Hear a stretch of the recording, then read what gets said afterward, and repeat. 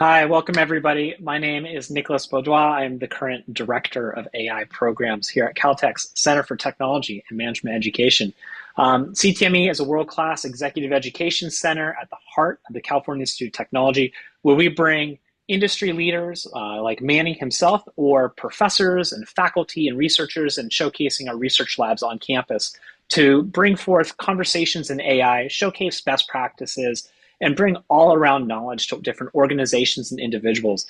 Making AI possible is a segment of what we offer, and we bring in both faculty from Caltech, but also industry leaders such as Manuel Gonzalez Rivero, affectionately known as Manny, to come and talk about their backgrounds. Aerospace being a very widely leveraged subject within the Los Angeles area and the United States in general.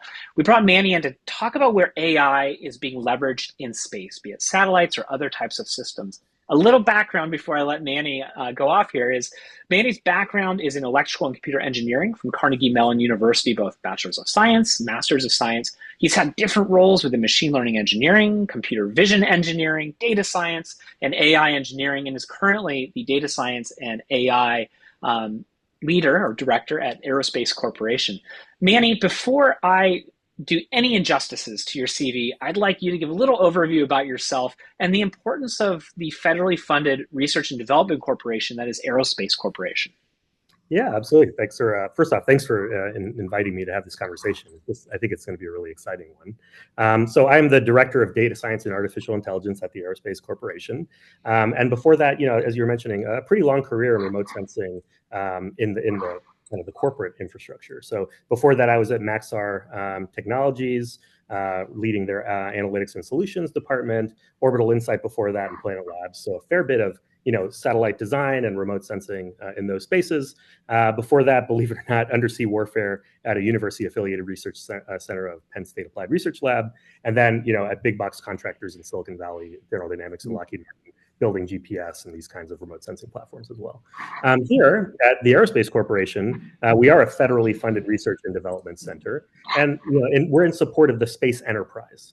And what that means is all things space, whether they're related to civil, defense, or intelligence space programs, we're there trying to support them. And we act as a trusted independent technical advisor for the government. What that means is that we do not compete with these commercial companies. We're really there to provide unbiased, unincentivized advice to help manage the entire development life cycle from research to production for the government, and that includes everything from helping to define requirements all the way through mission assurance and validation and verification of programs that are being executed by commercial entities. So we really kind of pride ourselves in that independence and in also the delivery of deep subject matter expertise in these domains that go back decades, back to our inception in the 50s, right? So yeah, that's largely what we do at the FFRDC. Well, thanks for joining us. For those participants who are actively listening, if you do have questions, put them in the chat. We'll try to answer them as we go. We try to organically sprinkle them in. If you're listening on your favorite podcast service like Spotify and Amazon, here's a shout out to the future because you're listening to this in the future. Manny, I want to start this conversation with the first email that you sent to me. And with your permission, I'd like to read this because I think it really sets the scene of where we are in AI in the space arena. So I'm quoting, you said, on September 12th, 1962, John F. Kennedy gave a speech under the blistering Texas sun at Rice University on the coming space race and the challenges ahead that still ring true today in the context of AI in space. In that speech, Kennedy starts by remarking on the breathtaking pace of scientific advancement, and he warns that space promises, quote, high costs and hardships, as well as high reward. Kennedy then looks out over a crowd of 40,000 people and says these famous words: we choose to go to the moon in this decade and do the other things, not because they're easy, but because they are hard, because that goal will serve to organize and measure the best of our energies and skills, because that challenge is one that we are willing to accept, one we are unwilling to postpone. So here we go, framing the challenge. So as you wrote to me in 1962, JFK proclaims the opening vistas of space promise high costs and hardship as well as high reward. So he notes the breathtaking pace. Well, look, we find symmetries with AI today.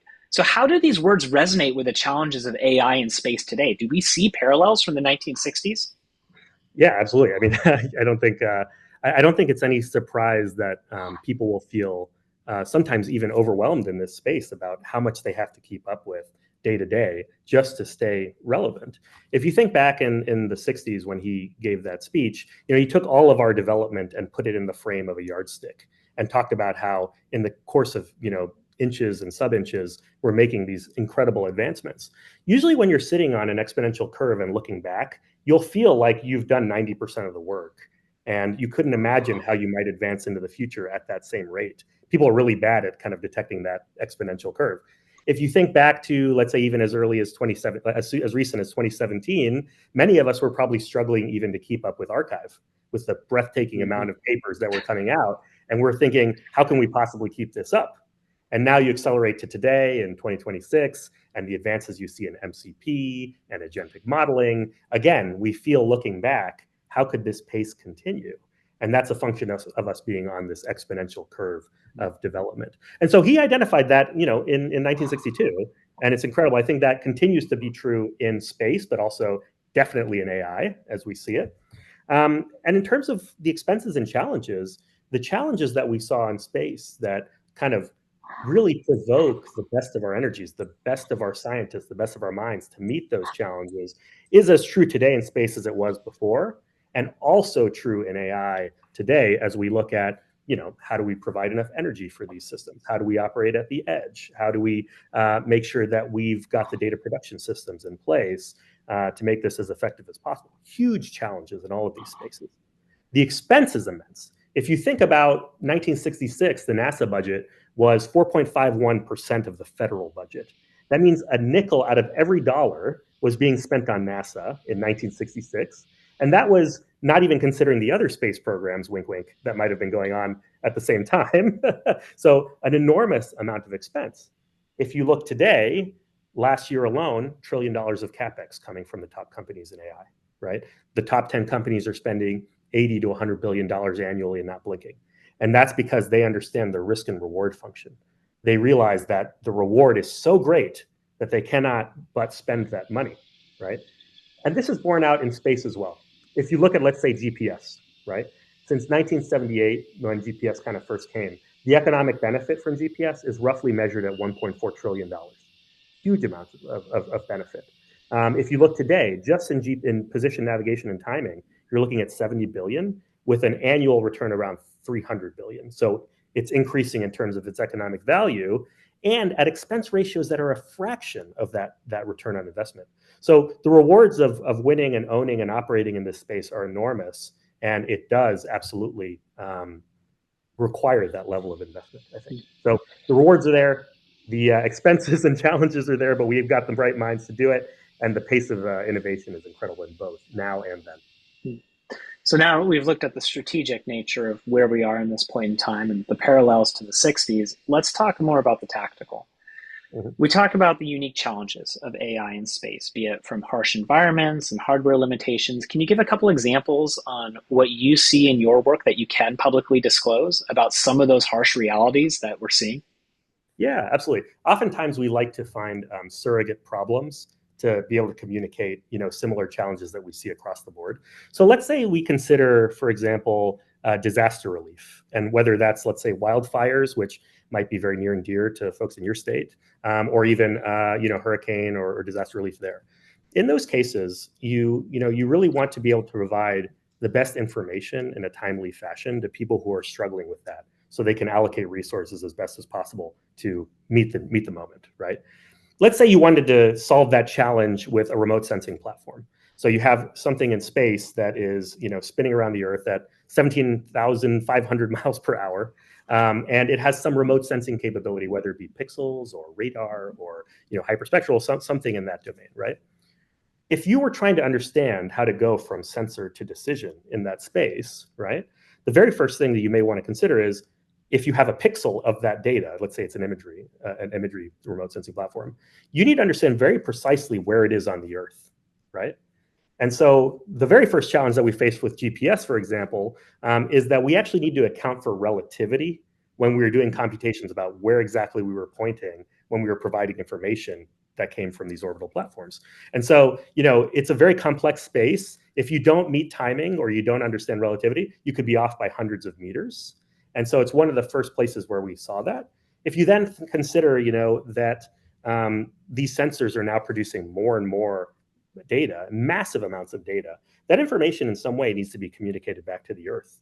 And so if you think about the multidisciplinary nature of space, you will have to understand the comm stack, and you'd have to understand that between here and the Earth, there is all sorts of different sources of moisture, different layers of the atmosphere, effectively space weather, that may limit your ability to have high signal to noise ratio so that what you sensed is the same as what you received on the ground. And so if you do that, it requires power and it requires processing. Well, we know today that on the ground, we have high performance compute. And if you do high performance compute on the ground, you have acres of land, you may have a nuclear power plant nearby, you may have an Olympic-sized pool of coolant, right? If you try to actually translate that to the space domain, though people say space is cold, it's actually kind of confusing because there's not a lot of particles in space to dissipate energy into. So it's a tremendous problem to dissipate joules of energy, kilojoules, megajoules of energy, when you're trying to do that level of processing, let alone, the space constraints that you have in terms of launching that kind of system up into the Earth, into space rather. And of course, you're in there and you've got temperature and radiation requirements. You're constantly being bombarded. And so the swap constraints are really quite intense. And you definitely have to maybe have a deep understanding where, maybe you can't deliver a 140 billion parameter model. Maybe you need to do something a little bit simpler, maybe a little bit more informed by physics to get you down to the dimensionality reduction you might need to send that information back down to the Earth, right? So the other caveat sometimes people worry about or forget is that if you look at your phone, right, you've got your cell phone and you wanted to build this thing, right? The Android company or the phone company might have a deal with Broadcom to build Broadcom digital video processing chips. And they may be shipping hundreds of millions or billions of units, right? When we call suppliers in space, oftentimes we tell them, well, the constraints are twice as hard for radiation and temperature. And by the way, we need 15 of them. Right. And so the constraints of There's no economies of scale in there, is there? Exactly. No economies of scale, really. That might be changing. We'll see. I think we're at an interesting time in the space discussion where we could have an explosion in the number of remote sensing platforms. But even if we send up 10,000, it's sort of, kind of a drop in the bucket compared to the cell phone industry or things like that, right? So there's a bunch of challenges there. And so, like I said, if you've got these systems that are flying in space, there is intermittent comms. You have to oftentimes focus on autonomy so that you don't destroy the platform by accident because you can't give it remote control access, right? These are all, generational challenges, I would say, in the space of solving, this problem. And you have to solve them all at once. And you have to solve them with a few folks so that you get the velocities you're looking for to create production level systems. So, I would say this is but one use case of maybe the hundreds of use cases that we might face as an FFRDC, where we're looking at things like, human exploration, remote sensing, disaster relief. It's really across the board, and they all present similar or more difficult challenges as the ones we just mentioned. So Manny, when we were kind of in we'll call it the podcast green room, when we were just hanging on the couches 5 minutes before this podcast, we were kind of exchanging notes about, I work in industry, so we kind of have the software lifecycle, software development lifecycle, LSDC, and on your side you have TRL, which of course is how you go about from R&D to an MVP to production. You had talked a little bit about the cost allocations for those different areas, whereas if we're in industry, we're seeing a tremendous amount of money being thrown when it comes to production level systems. And it feels like everybody is creating a pilot or a POC of some sort. Can you talk about how that nature has shifted within the own AI research that you've seen? Oh, yeah, absolutely. So just a comment really quickly on TRL and these kinds of systems. I think that oftentimes those systems are pretty good for helping, account we deliver certain types of funds to different phases. And it helps also maybe answer the question around who does what sometimes. what part of the phase are you in, and when are you throwing something over the fence. But I would say, in terms of how that actually happens in real life, in terms of building real production systems, I think we're seeing that folks are much more taking things end to end from concept to production, and that's a function of the kind of commoditization of the tech stack that's happening, Mm. right? So so there's that aspect of it. But I would say that in the past, if you were to look at the allocation of funding from early research to an operationalized system in production, traditionally, if you look at, let's say, defense RDT&E budgets that go from 6.1 to 6.7 in that span, you would see that a large portion of the investment happens in the second stage towards the fielding of operational systems and less in the research and development side. And I think that what we're finding in the context of AI, to not overly generalize here, and ML, you're seeing that shift in funding going from that into the earlier stages of research and development. And why is that? Like, I mean, if you look at, let's say, the landing of Starship on the chopsticks, like the famous example that everybody, viscerally has seen the video of, right? They were able to land that system on the first try, right? Mm. How did they do that? It's only by investing a deep amount of money in the early stages of research, development, modeling, and simulation, where they're able to safely and cheaply fail over and over again, that they're able to now deliver a highly complex, expensive system at lower and lower risks faster and faster. Now, this kind of intuitively makes sense. Like if one of the big lessons of the last 20 years, if we were to read, let's say, Google's landmark paper from 2017 around machine learning operations, hopefully people know what I'm referencing there, but we can maybe put it later. The takeaway from that paper is that the system in which you're doing research and development in needs to be very similar to the system that you're delivering in production. And to the point where in the later versions of MLOps maturity, you'll see they're literally lifting and shifting parts from the development environment and putting it into production, right? So you're really forced to practice how you're playing, And it's only in that way that you can start driving down the risk of going to production with these high complexity, high cross-functional systems. And I think that's a lot of what's driving that investment to go into these earlier stages so that you can deliver at lower risk, I would say. And it certainly must be more difficult than having a QA and a dev sandbox. When you're a QA and dev sandbox and the production is in space, much more difficult than setting up a virtual compute instance. Let's consider for a second that, if we're looking at reinforcement learning technologies, the simulation and synthesis of that data is really part and parcel with the ultimate system that goes into production. And so that line is becoming very blurred. And so that's why when we talk about traditional systems like TRL, and SDLC, it's really much more holistic than that, than just where are these kind of nice lines where I can throw some technology over the fence, right? Mm-hmm. Yep. So one area within specifically Gen AI, and we're seeing this in agentic systems, is a term that's thrown around a lot by be it podcasters or different AI experts, with a POC purgatory or a pilot purgatory, a prototype purgatory, and any type of purgatory you can talk about. Yep. How have you seen overcoming this kind of valley of death in tech, from great idea, great demo, okay, here's a bunch of money, and then nothing? I really love that you framed it as the valley of death. I think this is something that we've been dealing with for the last, certainly the last 10 years in terms of this space, right? I think there's a couple points where you're really in danger of those valleys of death. The first is in your ability to either gather or exploit or marshal data. So oftentimes the systems that you've built to create remote sensing data or sensing data of any kind, and then also perhaps even the systems that you do to create synthetic data in modeling and sim, there seems to be a chasm between that and your ability to exploit that with your advanced linear algebra systems that we're building kind of in the commoditized tech stack. And so, we've overcome, like, this has largely been overcome in industry by data fabrics, right? We are basically creating an abstraction layer that makes it easy to go from left to right, that data into exploitation. Now, the same is true in the other direction. So when we go from the algorithm development towards fielding a production system, right, we basically need to create the abstraction at the system engineering level so that when someone is done with their demonstration or their prototype, it does indeed get exposed to the production level capabilities and get run through the automatic T&E so that you can create a feedback loop to know how you were wrong and how to fix it. And that feedback loop could go both into your algorithm development and also into your data production.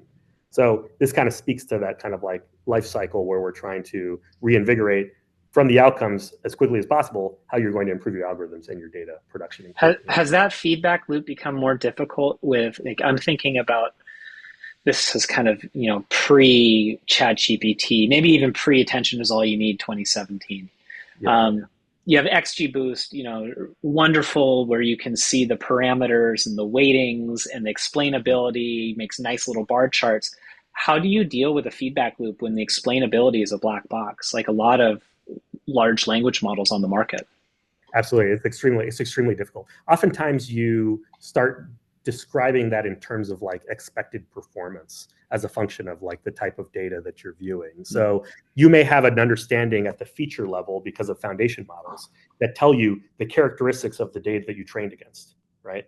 And then using that information and comparing it to data that you might be in production against, you can actually create estimates about your expected performance in certain ways. So then the characteristics of your model are now defined in terms of the features of the data itself, as opposed to the absolute characteristics of the model. And that goes into speaking around explainability and still needing the human to understand the why from the data source and figure out the why about the model themselves. And this is why I largely think that it's going to be difficult or a long time before we get rid of the human in the loop there. It sort of speaks to the other piece, which is our biggest impediment. I think one of our biggest impediments, if you think about producing a derivative data product, let's say you create an insight that's actionable, right? In the past, like we would start with data, we would answer who, what, where, when questions by creating, a classification model and, a detection model, something like that, segmentation model, and that would answer who, what, where, when. And then now with large language models, we're starting to get into how and why questions that kind of maybe integrate and fuse that information and answer those kinds of questions.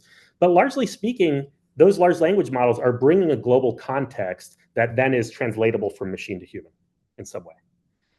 However, that global context is severely lacking in the subject matter expertise of our greatest SMEs who've been working these problems for decades. And so the challenge lies in creating that system that extracts or incorporates that knowledge from those subject matter experts into this system so that it can become commoditized and you can start training and improving these agents that ultimately provide actionable insights, right? That kind of brings back to the original quote of JFK saying, organizing and measuring the best of our energies and skills.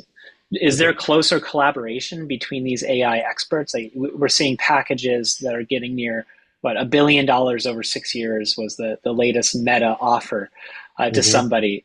How do you bridge the gap between mission-based public service working with an FFRDC versus Silicon Valley Gen AI startup? It's a fair question. I don't think it's an either or. Like, I think people are like, do we go commercial or do we go FFRDC, right? I actually think that's one of the beauties of the unique relationship that this FFRDC Aerospace Corp has in bridging the gap between commercial and the government, right? So yes, I think that it's not either or. The question might be, how do we entice talent to stick with us on this side of the fence? And I think part of it is, even though they're spending these billions of dollars on these, in these commercial companies, we also have folks in the government who are spending billions of dollars to fund experiments that would not be feasible, in these commercial contexts. And so, where else can you on one day work on human exploration and understand mapping of the moon, and then the next day worry about, how are we going to fight wildfires in California, and then the next day think about how do we create modeling and simulation environments to design the optimal, antenna or small CubeSat that is going to provide the next generation of remote sensing that does not have an immediate economic incentive. I think sometimes the interesting problems are 3 to 5 years out, and it depends sort of where you are. I kind of see a world where a person may travel through both. For instance, in my case, I had a lot of commercial experience and came into the FFRDC. And it's very likely that in my career one day I will also go back and revitalize myself with commercial. And so I think it's probably important in the life cycle of a practitioner to experience both sides, right? Not unlike a professor on campus taking a sabbatical at a different university or a research opportunity. You got it. Yeah, exactly. And you need to regenerate yourself with the best of ideas, the greatest of ideas. Yeah. I think you're seeing, even we talked about TRL earlier, right? These commercial production houses are starting to build capabilities on a scale that are in that early TRL 1-2 phase, right? And so I think getting exposure to that and realizing it's commoditizing and bringing the best of that to government is really a great symbiotic relationship.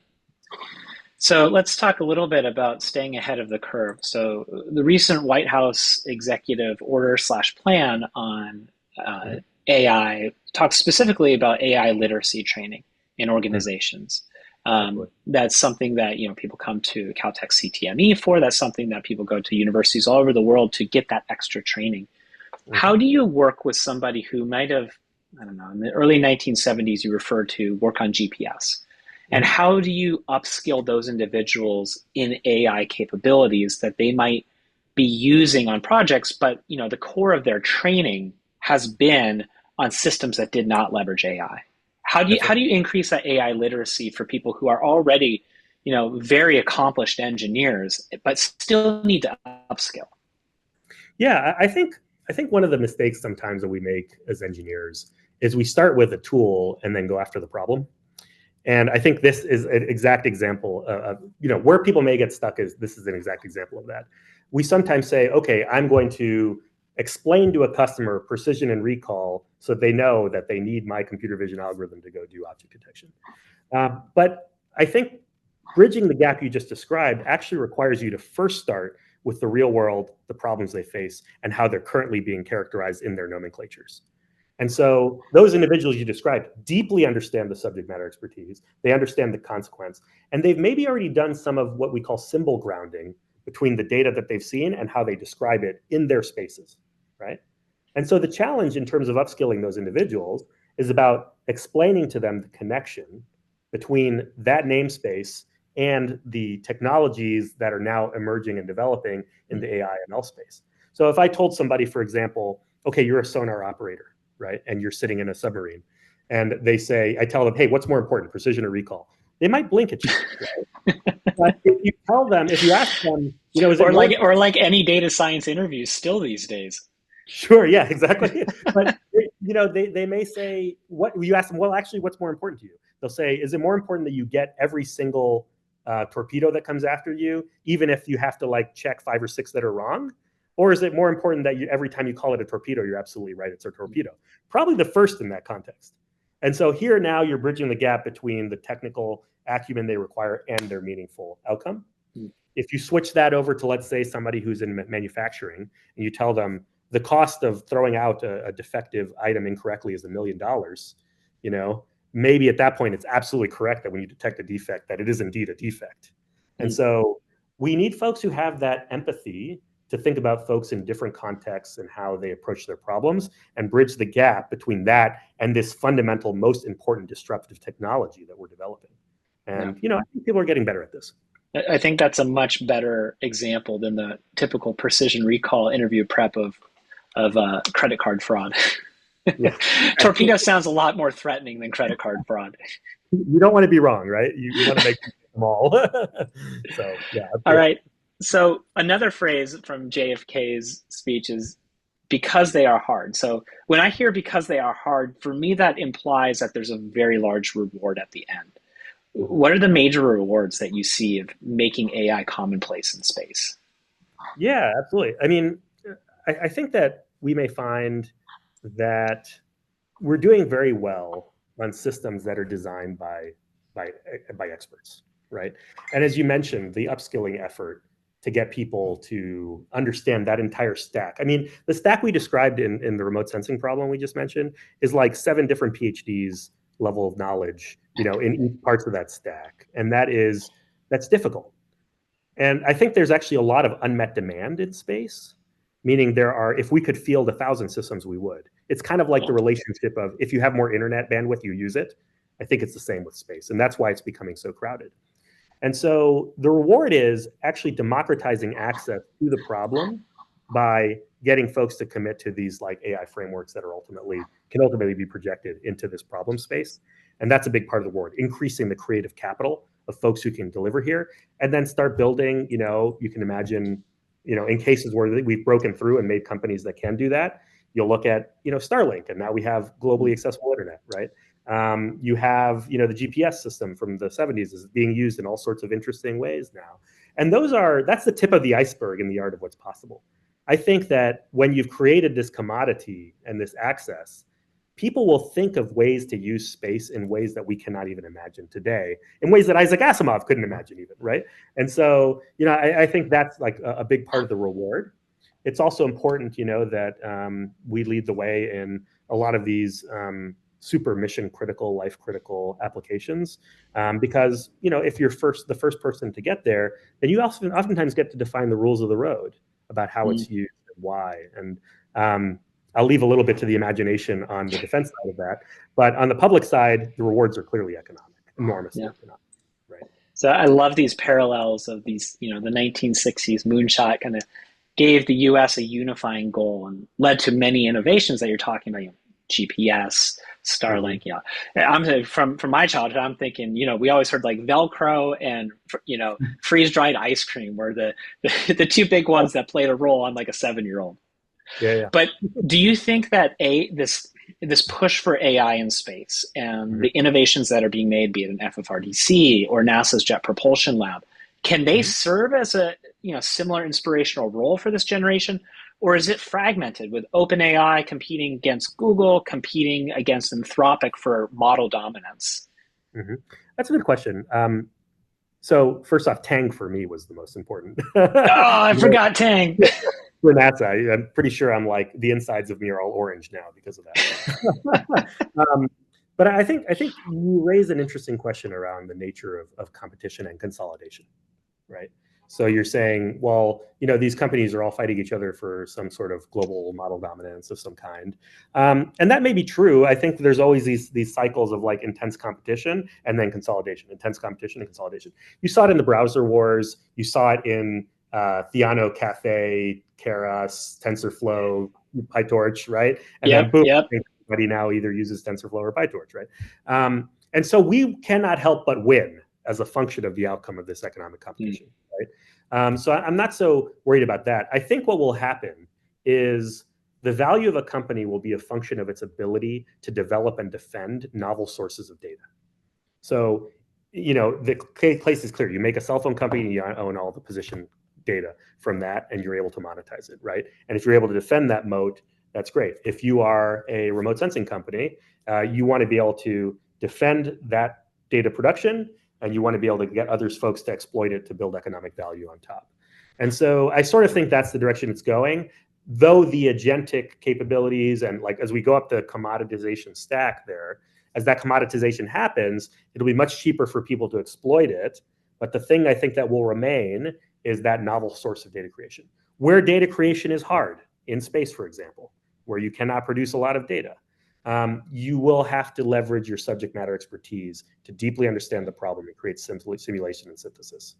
And so we're moving the front of the fight from, can I make a UNet and put that on an AWS cloud, or as opposed to, can I deeply understand physics and chemistry and their interplay to design the next metamaterial that makes satellites last 15 years at certain altitude versus whatever, whatever it might be. So there's a whole host of problems that will require that level of expertise. And I think that's what's coming for us. Well, before we jump into some questions, Mani, I'm already seeing a whole bunch of them in the thread here. Okay. Personally, what keeps you motivated to push forward in this endeavor? I mean, you've had some really, really cool positions being in the ML and the CV world. What as we say in Southern California, what keeps you stoked? Yeah, that's a good question. So for me, it's access. I think sometimes people talk about generations in the future, and like kind of the old man in me says, "Oh, things are terrible." And to me, I don't see that at all. I see a wonder and an excitement and a curiosity in this next generation that are exposed to problems and in a way that sometimes we don't see. until they bring it up to us. And so to me, it's about that. It's about that curiosity of what's next, and it's about working with those folks who are kind of new to the game and showing them the best wisdoms of yesterday so they can help us solve the biggest problems of tomorrow. And so every step here has been about helping to organize the best labors and works of as many people as possible, especially as they enter into the workforce and especially as they transition from research into production. And so that's what's really exciting to me. Oftentimes this happens in cool spaces like in space, deep under the water, right? Or perhaps in the radiation of a nuclear reactor somewhere. But places where we have no choice but to operate at our best and compete at our best. I think that's where, that's the joie de vivre, the excitement. Yeah. Wonderful. All right, we've got some good questions here. So Alexandra Josny, hopefully I pronounced that last name correctly, says, how do you anticipate the exponential growth in AI? So he goes on to say, the need to keep up with that in space and the ability to act on that intelligence such that the results of the solution can be implemented in the operational mission space and performance requirements. That's a lot of big words there. I think if you probably have a better handle on it than I did reading it. Yeah, let me give you an example. So like if you were to sample a distribution with like 5 samples, you probably don't have a good understanding of the distribution, right? If you were to sample a distribution with 1,000 samples, you're probably getting some pretty good resolution on what that looks like, right? And so what AI is allowing us to do is to sample the curve of possible solutions much more finely with higher N, right? And so what I see is these systems that previously you could afford to build one of, you can now build 5,000 of and put in space, right? And so I think AI is going to help us in that design space to make things as cheap as possible so we can iterate, fail, and break and build again really, really rapidly and give us enough creative capital from human beings that understand that space to be able to operate in that way. And so that's kind of how I see AI scaling in this space. Hopefully that met the mark. No, that's terrific. All right, Sam asks, what advice do you have for startup companies trying to play part in the AI arena? That's I a good guess you question. could go anyway with that question, anywhere. Again, I think that like the commoditization pressure is enormous, right? And very quickly, things that would make you unique are no longer unique. They're in fact holding on to the old structure you may have built in the face of commoditization actually may create a cost on you that's so great that you cannot compete now. So there's a lot of innovators dilemma happening in most companies in the US today. They're asking, how do I use AI against this mature business that's already making money and not miss out on the future? So if you're a startup, I would say it's really important for you to counter position yourself in that way to either help those companies make that transition or beat them to market over here because they're stuck on the old way of thinking, right? I would recommend you read The 7 Powers. It's a great strategy book that talks about the different ways that you can the different powers you might have as a startup to counter position yourself against these other companies. There's a lot of them, by the way. Don't lose hope. There's a lot of them. One question for me is something I'm seeing more on the market is very niche ways of saying the same thing. So 2013 to 2015, we knew data science roles, that was going to, what do they call it, the sexiest job of the 21st century. Now I feel that I read an article today, I can't remember where I saw it, but the author was saying if you write a data scientist on your resume, you're kind of seen as the old guard. Now we call it, analytics engineer or machine learning engineer or predictive analytics engineer. What's your advice for people who are finishing an undergraduate or a grad degree in data science? How do they differentiate themselves on the market? Yeah, it's a good question. Like if you like, I always think past is prologue. So maybe in the 90s you could say like, I used a computer and that would get a lot of people excited. But now the notion that you use a computer in your job is like, of course you do. Why wouldn't you? And I think the same is true with AI/ML and these other approaches. It's not enough to say I used a computer or say I did data science because of course you did. It's generally available. Why would you not download a model that's available on Hugging Face and use that in the normal course of your execution? The energy required to do that is quite low. And if you're precocious, you can really deeply understand the inner workings of that, but it's not required, right? So to me, I think it's always about trying to understand how you personally are going to use the resources you have at your availability to help drive some meaningful economic value for a real person. And this is where the notions of product design come, right? You need to understand the face of someone who's suffering, right, in the current environment, and understand how you will bring to bear your skills to bridge the gap from what you have to what they need and why they're suffering. So, okay, that might have sounded a little bit generic. In the side of data science and artificial intelligence, it's going to be in that space of integrating cross-functional, across domain capabilities to get somebody to the answer that each domain itself maybe can't individually solve. And then after that, we'll see. I mean, I think we've got maybe a few years at that, and then you have to be in the mindset of a growth mindset at all times. Yeah. That is the lot of an engineer. And I think people who do traditionally very well in data science and AI is always have a side project, always have a tutorial going. It's that sense of continuous curiosity and learning. I think you're spot on. Yeah. Speaking of continuous curiosity and learning, has Mm-hmm. there ever been a tool that you learned in the past where you're like, gosh, I am so glad I learned that? You know, it could be, I don't know, Cafe, Theano before a TensorFlow and PyTorch. And Yeah. what was a tool that everybody was talking about that just never took off? This might not be a tool that everyone's taught. The funny thing about the internet is you can always find a weirdo just like you somewhere that does this thing. But a tool that transformed my way of thinking. Have you ever heard of Antler? Any chance? No, I haven't. So Antler is a tool that allows you to basically very dynamically create domain-specific languages and compilers, right? And it's this idea that a computer is a compiler, and it's translating anything from X to Y. And you could very quickly, so one of the first things I did was I took like PDFs from artists that had like the different elements in the PDF, characterized, and I created a compiler that could go from that to producing a book in your iPad, right? Using Antler. So obviously this didn't take off, or whatever, but I think that notion of thinking about transformation and how software transforms you from one domain to another is extremely useful. I'd love for people to take a look at Antler if they could. I think that's pretty cool. And then other than that, I think the things that are coming, MCP, this TTDDR, and Alpha Earth foundations. I think these are all really cool things. Yeah, and I know before the podcast you were giving a quick commentary on Google's releases. Can you, educate me on what Google Earth sensing applications just came out? Oh, sure, absolutely. So I may get this wrong, by the way. It's only 5 days old, and so that goes to speak to. So it's old in AI, is what you're saying. It's old in AI, but do you move a 40-person department on the basis of a 5-day release, right?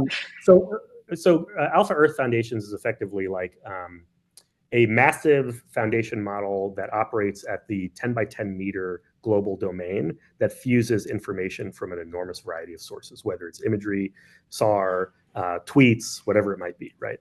And one thing you'll notice, the beautiful thing about geospatial, about GIS, is that and just information in general, it's really hard to think of an example where location is not critical to that piece of data, right?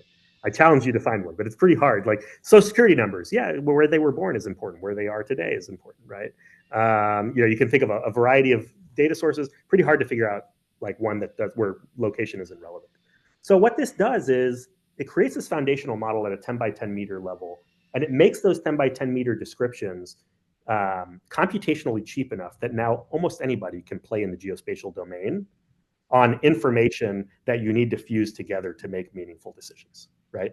Now, 10 by 10 meters, I would love it if it were 30 centimeter for certain reasons. But, I think at least in terms of increasing creative capital on the geospatial domain, it could be one of the most important foundation models out there for doing meaningful things like maybe not self-driving because it's not high enough resolution, but for helping do analytics on what is happening on and to the Earth, which is really cool. And then MLE Star is really about starting to bridge that gap from who, what, where, when to why and how. And it's a technology that helps agentic modeling and experimentation and creativity. That's a big piece we're missing. So it's not there yet. I'm not sure if it's there yet. It's been 5 days.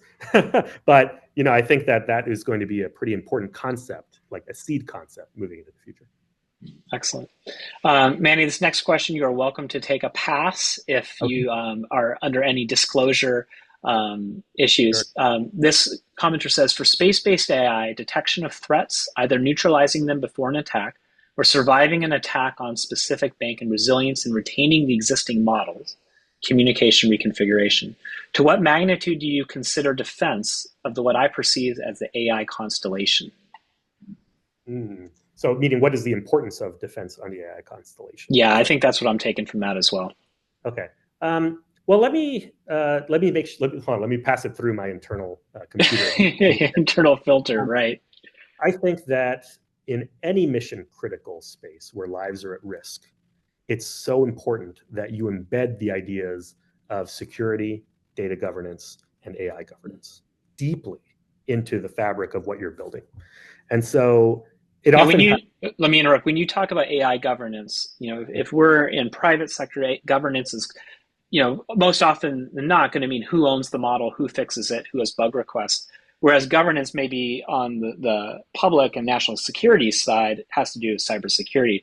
What is your definition of AI governance in this context? Yeah, it's a good question. All the pillars, all of the above, but oftentimes attribution is a big part of it, like why something's making a decision, right? Hmm. And explaining like the provenance for that at every stage. And in order to get to that level of fidelity, you're going to have to build systems that understand at the very inception of it, that it's going to track this kind of data, understand how it's transformed, and how it ended up making a contribution to the decision you're about to make, right? And that is true, I think, for any safety critical system. It's especially true for critical systems where people's lives are at risk and where there's national agendas involved. So, Yeah. yeah, I think that's probably the most I can say here.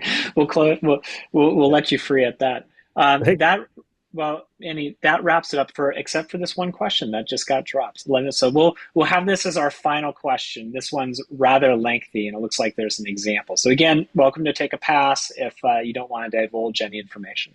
okay. So this individual says, for someone with a somewhat generalist background, so geospatial, mapping, Earth observation, AI, text imagery, yada, yada, yada. Mhm. Also, this person is saying hi from Kuwait.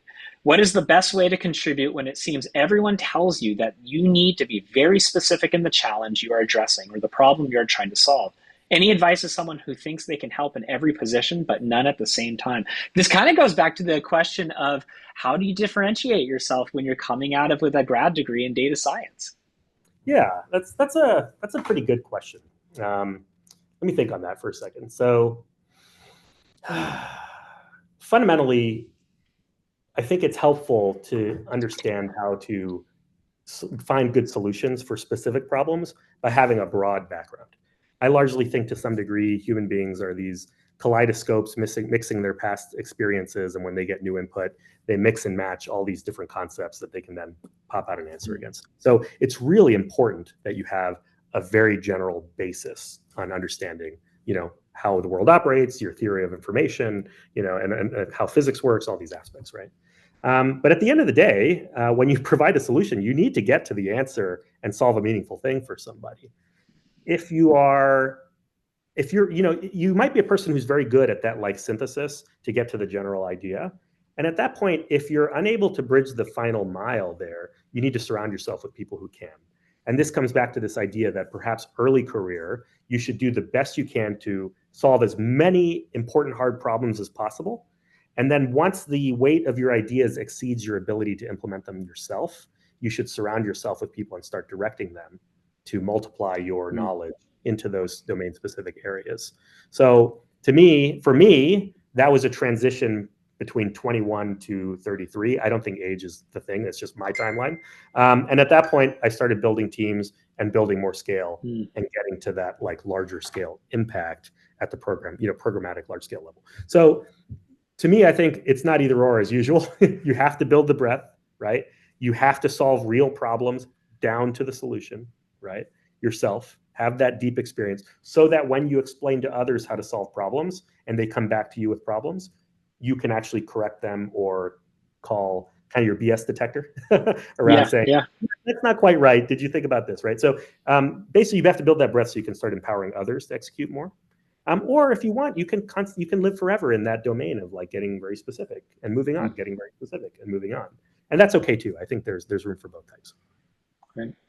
Well, Manny, I can't thank you enough for joining us today and helping us understand the ethos of JFK, not because it's easy, but because it's hard. If somebody wants to get a hold of you in the public sphere, how can they go about doing that? How can they follow the research that you they can follow the research that you're doing?